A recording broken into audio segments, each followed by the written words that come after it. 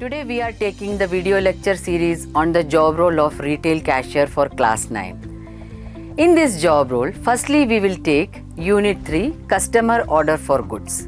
Session 1 Processing Customer Order for Goods. In today's video, we will be covering number 1 Steps involved in obtaining customer orders. Number 2 Delivery of customer's order. Number 3 An activity to observe the process of obtaining customers' orders and making supplies in retail stores. So let us begin with the processing customer orders for goods. Once a customer orders the goods, it is the duty of the retailer to process the order. Retailers should save customer data in a central database for procuring suppliers and invoicing customer orders. Procuring supplies includes sourcing of goods, doing basic activities such as negotiation for deals and selecting of goods and services strategically that are usually important to an organization for supply. It keeps a check on which items are available and if not in stock, which suppliers or manufacturers can provide them in a stipulated time. It is an important duty of the retailer to provide information to the customer. The customer must be informed about the progress of the order using customer data management, which is software used to track customer information and survey customer to obtain their feedback. This unit focuses on knowledge and skills essential for a retail cashier while handling customer order for goods. Managing business concerns. To provide knowledge and skills on these aspects, the unit is divided into 4 sessions. In the first session, an attempt is made to study obtaining customer orders, whereas the second session is devoted to procuring supplies. The third session explains the information to customers and the fourth session narrates invoicing customer orders. Right? So let us begin with session 1, processing customer orders for goods. The customer order is issued by a retail customer to a retail business firm for product and or services. Usually, a customer service representative takes an order from a customer and places it with the management. Steps involved in obtaining customer orders. The following points must be kept in mind to get customer orders. A. Identifying need. In order to identify the needs of the customer, sales or customer service representatives should ask the right questions or uncovered questions to the customers. How? Like, may I help you? How can I help you? What could I do to serve you better? What is the one thing none of your vendors do that you wish they would? Can you tell me the names of the items you want? In this way, customers' need should be identified. B. Customer order or indent pro forma. A pro forma is a document used for commitment, in which the seller commits to the buyer to sell the goods on time and for a specific price with certain terms and conditions.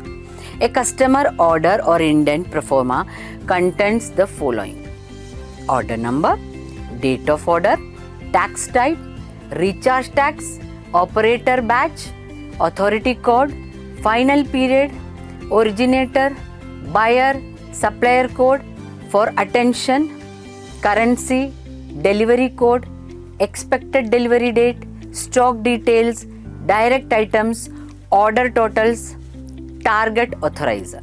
C. Checking stock. Stock checking at regular intervals is a necessary process to meet customers' need. It is an important duty of a retailer because the unavailability of stock may lead to cancellation or delay in meeting customer orders. The following steps are necessary for checking stocks. Timing. The best time to conduct stock taking is when it causes the least amount of disruption. For regular business operations. Management. Managers having organizational skills are appointed to head the stock taking and give tasks to the team with all the necessary equipments required, such as portable barcode scanners, stock registers, clipboards, pen and calculators. Marking. To avoid double counting of goods, the staff must mark each counted items so that they know the uncounted stock items. Labeling. It shows the correct information about the goods. It also helps in keeping a record of goods. Data updating. It ensures updated data is used before a stock is taken out. Value. Price the stock correctly and recommend retail prices. Data collection. Once an accurate count of all stock levels is done, it is important to gather the most essential data that will allow pinpointing areas of loss as a result of bad business practices like theft and obsolescence. Improvement in damage and loss. List out the stock with damages, theft and tampering. A plan is drawn to sell that stock and then adopt the measures to prevent pilfering and damage taking place on vulnerable stock. Assess inventory management needs. Regular stock counting helps the business to analyze its inventory management and thereby optimize productivity and boost profitability. Number 2, delivery of customers' orders. Following steps are carried out in delivery of customer order for goods. Order configuration. Matching the order items with the available options. Order booking. Formal order placement of the deal, like issuing of purchase order for the customer. Order confirmation. Order is booked or received by supplier. Invoicing or billing. Presenting the commercial invoice or bill to the customer. Order planning. Identifying the source or location of item. Order changes. Changing the order size if needed. Order processing. It is the step where the distribution center or warehouse is responsible to fill the order. Shipment and transportation of the goods to the customer. Track and trace. Determine the current and past location of the goods during transit. Delivery. Delivery of goods to customer. Settlement. Payment of goods or services. Returns. In case goods are unacceptable, damaged or not required. In this way, the customer orders for goods are processed. Now let us understand the process of obtaining customers' orders and making supplies in retail stores through an activity. Activity 1. Observe the process of obtaining customers' orders and making supplies in retail stores. The material required for these activities are pen, pencil, notebook and a checklist. Procedure. Visit a local retail market or mall in appropriate groups. Meet the executive and greet him or her. Survey how the retailer meets the customer order.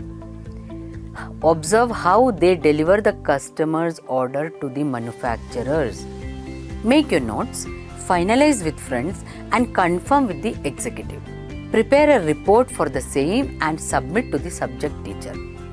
Now here the teacher should check the learning outcomes of students from this activity.